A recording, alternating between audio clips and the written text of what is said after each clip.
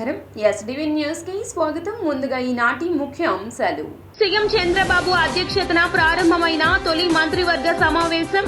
Mega DSC, land titling act రద్దు, pension 4000కు పెంపు, అన్న క్యాంటీన్ల పునరుద్ధరణపై ఆమోదం తెలపనున్న మంత్రివర్గం.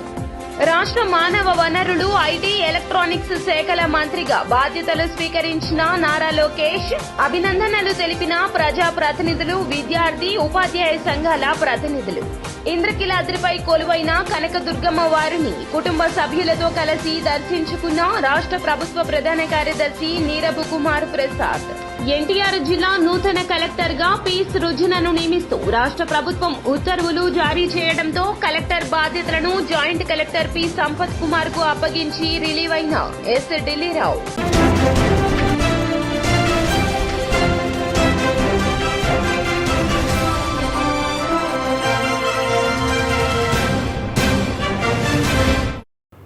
ఇక డీటెయిల్స్ చూస్తే సీఎం చంద్రబాబు అధ్యక్షతన తొలి మంత్రివర్గ సమావేశం ప్రారంభమైంది. ఎన్నికల్లో ప్రజలకిచ్చిన హామీలు నెరవేర్చేందుకు వచ్చే 5 ఏళ్లలో అనుసరించాల్సిన కార్యాచరణపై మంత్రులకు దిశానిర్దేశం చేసేలా సీఎం చంద్రబాబు అధ్యక్షతన నేడు తొలి మంత్రివర్గ సమావేశం జరుగుతోంది. జులై నెలాఖరుకల్లా ఓట్ ఆన్ అకౌంట్ బడ్జెట్ స్థానంలో సాధారణ బడ్జెట్ ప్రవేశపెట్టాల్సి ఉన్నందున అసెంబ్లీ సమావేశాల నిర్వహణ, బడ్జెట్లో చేర్చాల్సిన అంశాలపై చర్చించనున్నట్లు సమాచారం. వివిధ శాఖల్లో వాస్తవ స్థితిగతులను ప్రజలకు తెలిపేలా శ్వేతపత్రాల విడుదలపై కీలక నిర్ణయం తీసుకునే అవకాశం ఉంది.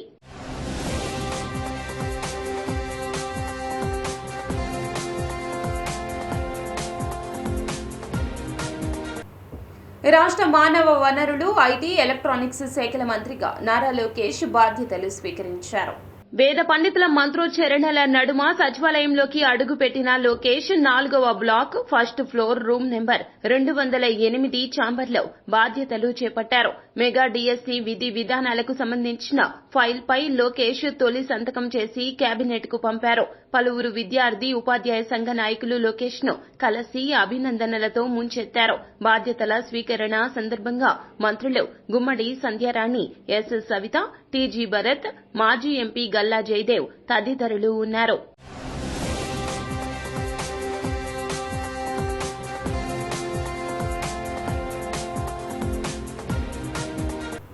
ఇంద్రకీలాద్రిపై కొలువైన కనకదుర్గమ్మ వారిని రాష్ట్ర ప్రభుత్వ ప్రధాన కార్యదర్శి నీరబ్ కుమార్ ప్రసాద్ మరియు కుటుంబ సభ్యులతో కలిసి దర్శించుకున్నారు. దేవస్థానం అధికారులు వారికి ఆలయ మర్యాదలతో స్వాగతం పలికారు. అమ్మవారికి ప్రత్యేక పూజలు చేయించారు. దర్శనానంతరం నీరబ్ కుమార్ ప్రసాద్ కుటుంబ సభ్యులకు ఆశీర్వచన మండపంలో వేద పండితులు ఆశీర్వచనం అందజేశారు. దేవస్థానం ఈవో రామారావు వారికి అమ్మవారి చిత్రపటం, శేష వస్త్రాలు, ప్రసాదాలు అందజేశారు.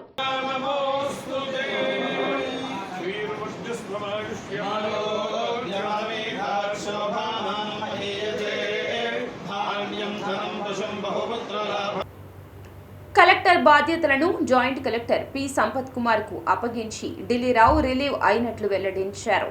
జిల్లాల పునర్వ్యవస్థీకరణలో భాగంగా కొత్తగా ఏర్పడిన ఎన్టీఆర్ జిల్లాకు తొలి కలెక్టర్ గా బాధ్యతలు స్వీకరించి 2 ఏళ్లకు పైగా జిల్లాకు సేవలందించడంలో సహకరించిన జాయింట్ కలెక్టర్, జిల్లా అధికారులు, ఆర్డీఓలు, మున్సిపల్ కమిషనర్లు, ఇతర అధికారులు ప్రతి ఒక్కరికి పేరు పేరున ధన్యవాదాలు తెలియజేస్తున్నట్లు ఢిల్లీరావు వెల్లడించారు.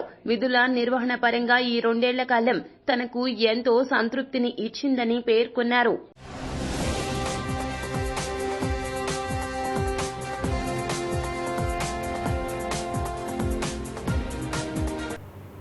రాష్ట్ర పురపాలక శాఖ మంత్రి నారాయణ విజయవాడ నగరంలో పర్యటించారు.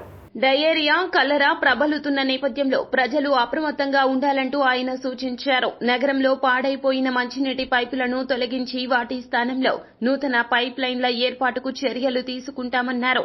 మంత్రితో పాటుగా స్థానిక శాసనసభ్యులు గద్దె రామ్మోహన్ కూడా నియోజకవర్గంలో పర్యటించారు.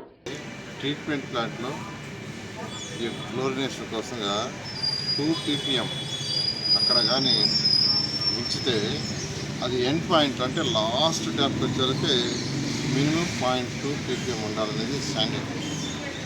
అలా ఉన్నప్పుడు క్వాలిటీ ఆఫ్ వాటర్ ఉంటుందని దానికోసం యాక్చువల్గా ఇప్పుడు కమిషనర్ గారితో వాళ్ళ అధికారులతో రావడం ఇక్కడ ఎన్ ట్యాప్లో యాక్చువల్గా ఈ ఏరియాలో చెక్ చేసాం. చెక్ చేస్తే అది స్టాండర్డ్స్ ప్రకారం ఉంది. ఏ స్టాండర్డ్స్ అయితే ఉందో ఆ స్టాండర్డ్స్. ఈరోజు దాదాపు ఈ యొక్క విజయవాడ సిటీలో విజయవాడ కార్పొరేషన్లో దాదాపు డైలీ ఒక 600 శాంపిల్స్ తీసేది.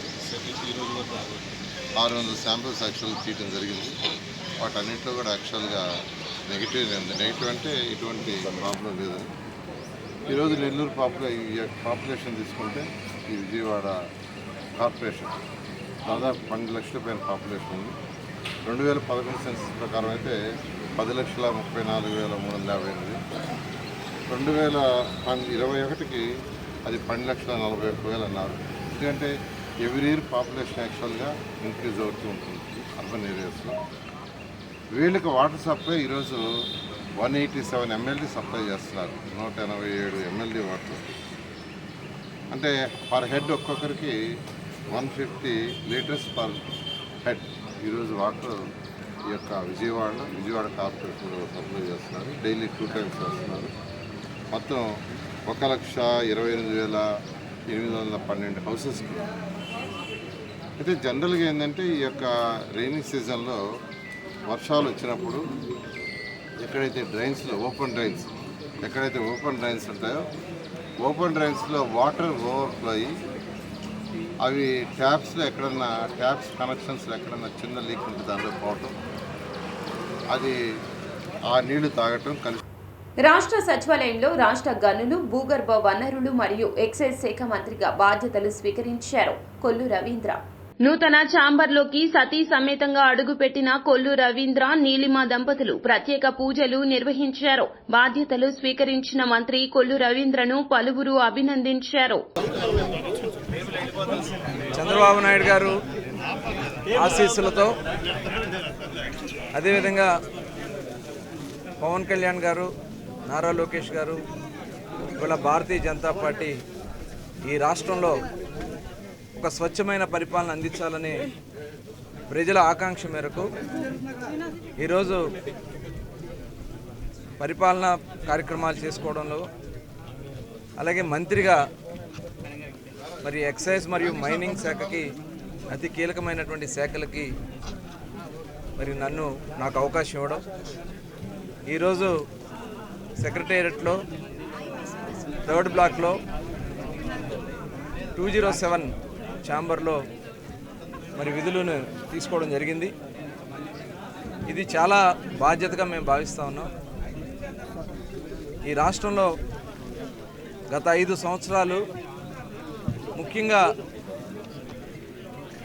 అక్రమ మద్యం ద్వారా కానీ ఎక్సైజ్ డిపార్ట్మెంట్ మొత్తాన్ని కూడా భ్రష్టు పట్టించారు.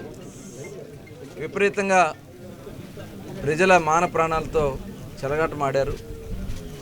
ఇవాళ అతి కీలకమైనటువంటి ఈ డిపార్ట్మెంట్ ద్వారా అంతా టోటల్ అస్తవ్యస్తం చేశారు. మొత్తం ఈ వాళ్ళ స్వార్థ ప్రయోజనాల కోసం మొత్తం వ్యవస్థనే భ్రష్టు పట్టించారు.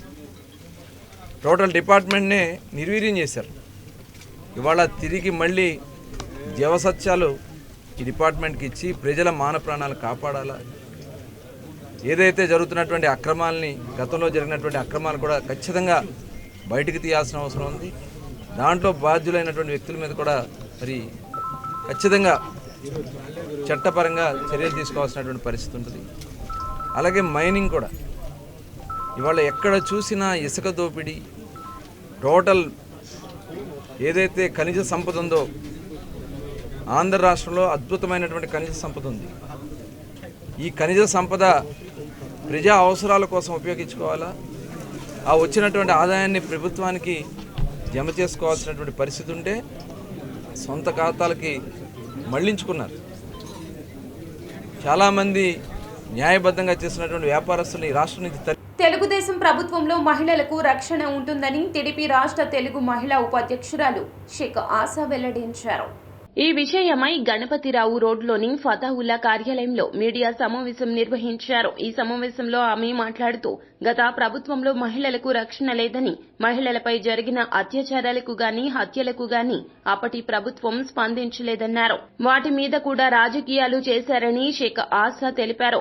బాపట్ల అత్యాచార ఘటనలో నిందితులు గంజాయి మత్తులో ఉన్నట్లు గుర్తించారని, ఆంధ్రప్రదేశ్ ను గంజాయి ఆంధ్రప్రదేశ్ గా మార్చిన ఘనత జగన్ ప్రభుత్వానికే దక్కుతుందంటూ ఆమె ఎద్దేవా చేశారు. సీఎం చంద్రబాబు ఆదేశాల మేరకు హోంమంత్రి వంగలపూడి అనిత క్షేత్రస్థాయిలో పరిశీలన చేశారన్నారు. మా తెలుగుదేశం ప్రభుత్వం అధికారంలోకి వచ్చింది 2 రోజుల క్రితం చీరాల ఈవురుపాలెంలో సుచరిత అనే అమ్మాయిని బహిర్భూమికి వెళ్తుండగా 3 దుండగులు గంజాయి మత్తులో ఆ అమ్మాయిని అత్యాచారం చేసి చంపేశారు. అది స్థానికులు చూశారు. వాళ్ళు వెళ్ళటం తర్వాత మళ్ళీ బట్టలు మార్చుకొని మళ్ళీ ఏమీ తెలియనట్టు నటించారు. వచ్చి అక్కడ అమ్మాయి దగ్గర, యువతి దగ్గర, చనిపోయిన శవం దగ్గర ఏమీ తెలియనట్టు. కానీ వెంటనే మా చంద్రబాబు నాయుడు గారు హోంమంత్రిగా ఉన్న అనిత గారిని వెంటనే స్పాట్కి వెళ్ళి కేసును డీల్ చేయమన్నారు. వితిన్ 36 గంటల్లో నిందితుల్ని శ్రీకాంత్ అని ఎవరు మెయిన్ ముద్దాయి, వాడి ఫోన్ ద్వారా వీళ్ళు ఒక లాడ్జ్లో ఉన్నారు, వాడి ఫోన్ ద్వారా లాగేశారు మొత్తాన్ని. అంటే తెలుగుదేశం ప్రభుత్వంలో మహిళలకి ఏదైనా అన్యాయం జరిగితే వితిన్ సెకండ్స్ లో, వితిన్ రోజుల్లో ఖచ్చితంగా వాళ్ళకి శిక్షలు పడతాయి. తెలుగుదేశం ప్రభుత్వం ఈ మధ్యకాలంలో మీరు చూస్తున్నారు. కన్నతండ్రి ఉప ముఖ్యమంత్రి పవన్ కళ్యాణ్ సమక్షంలో జరగనున్న సమావేశానికి హైదరాబాద్ నుంచి గన్నవరం విమానాశ్రయానికి నిర్మాతలు అల్లు అరవింద్, చలసాని, అశ్విని దత్ చేరుకున్నారు. ఈ రోజు సాయంత్రం 4 గంటలకు పవన్ కళ్యాణ్ తో భేటీ అయ్యి అభినందనలు తెలపడంతో పాటు సినీ ఇండస్ట్రీకి సంబంధించి పలు సమస్యలపై చర్చించనున్నారు.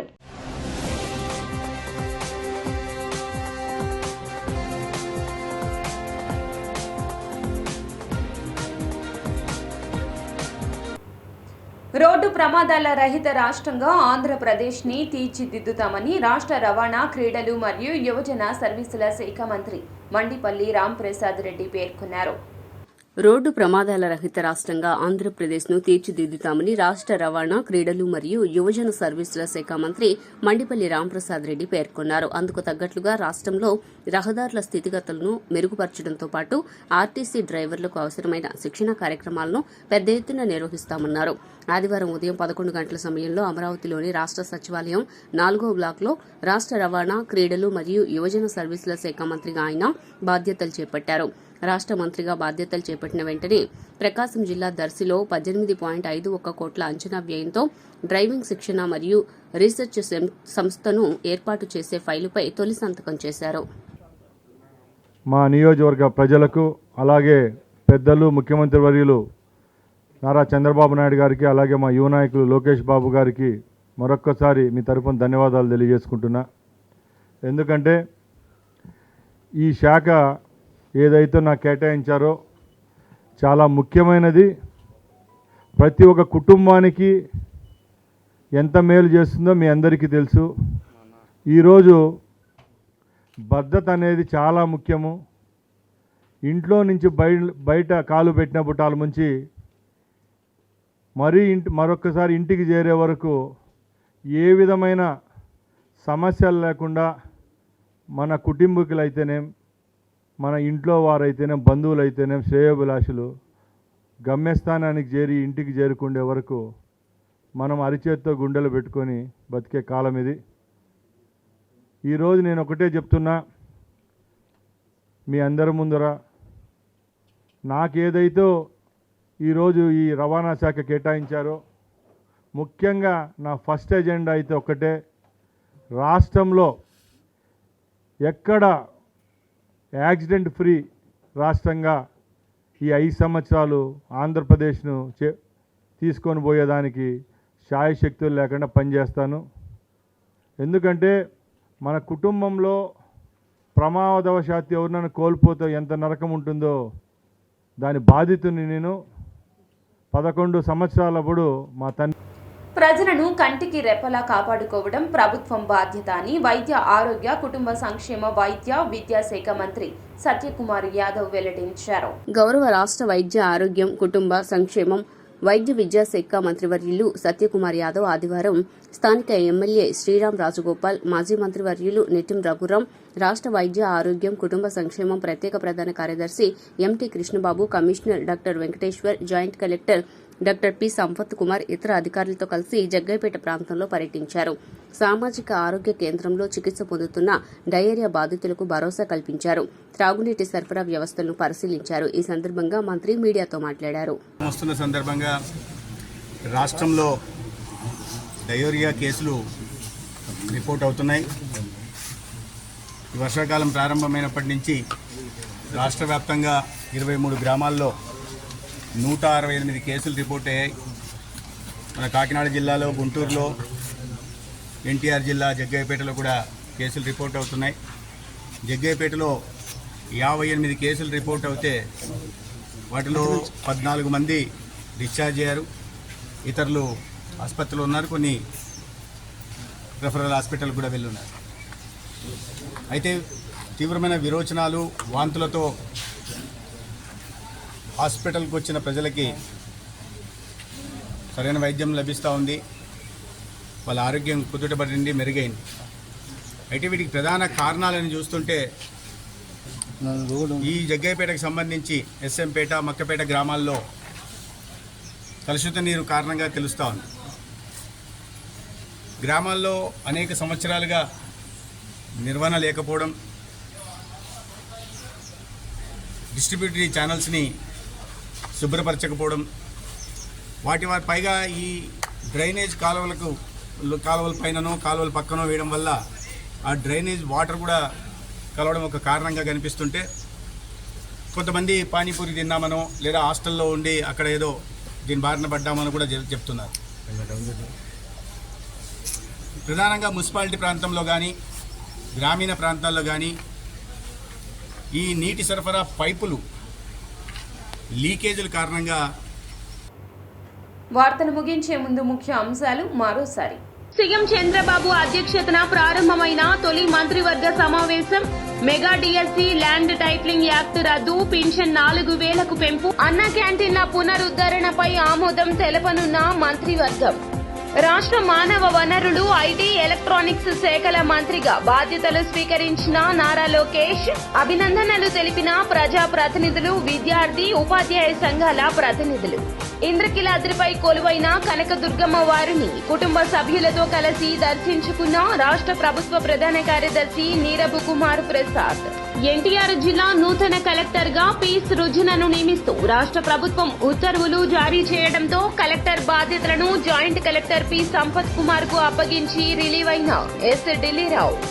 ఎస్డీవీ న్యూస్ సమాప్తం. నమస్కారం.